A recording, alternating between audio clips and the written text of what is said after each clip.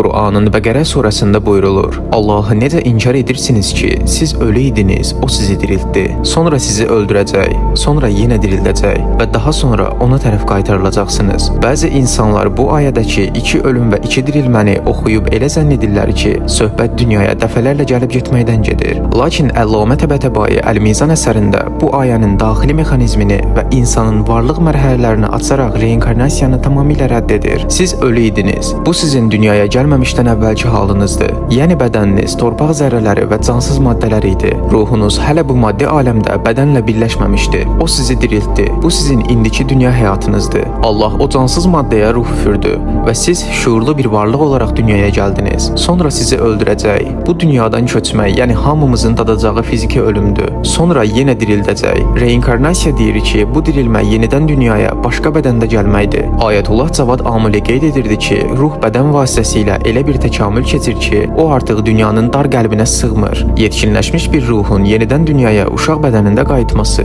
ağacdan düşmüş almanın yenidən budağa yapışıb çiçək olmasına bənzəyir. Fəlsəfə baxımından bu, feyli olanın yenidən potensiala qayıtmasıdır. Bu isə varlıq qanunlarına görə qeyri-mümkündür. Əllamə Təbətəbai yazırdı ki, ruh bədənlə birlikdə ana bətnində formalaşmağa başlayır və bu dünyada yaşadıqca maddiyyatdan mənəviyyata doğru birmənalı olaraq irəli gedir. Ruh bu bədəndə müəyyən bir yetkinlik və xarakter qazanır. Ölüm isə ruhun bədən zindanından çıxıb daha uca, daha geniş bir aləmə keçməsidir. Şəhid Mürtəza Mütəhərri qeyd edirdi ki, insan elə zənn edir ki, onun bu gün bədbəxt olmasının tək səbəbi imkansızlıq və ya əlverişsiz mühitdir. Lakin bu, nəfsin ən böyük yalanıdır. Sən bu gün sahib olduğun daxili qabiliyyətləri, sənə verilən bu günü mənəvi olaraq dəyərləndirə bilmirsənsə, imkanlı ailədə doğulsan belə, orada da başqa bir bədbəxtlik uçurumu tapacaqsan. Ayətullah Həsənzadə Amili yazırdı ki, bəli, insan yenidən doğulmalıdır, amma bunun üçün ölməyi və xəyali bir tənəxxüsü gözləməyə ehtiyac yoxdur. Həqiqi irfani doğuluş insanın öz daxilində elə bu bədəndə ikən mənəvi olaraq yenidən doğulmasıdır. İnsan öldükdən sonra bu dünyadakı fürsətləri boşa verdiyi üçün yenidən dünyaya qayıtmaq istəyəcək. Qur'anda buyurulur: Ölümlə qarşılaşan qafil insan deyər: Rəbbim,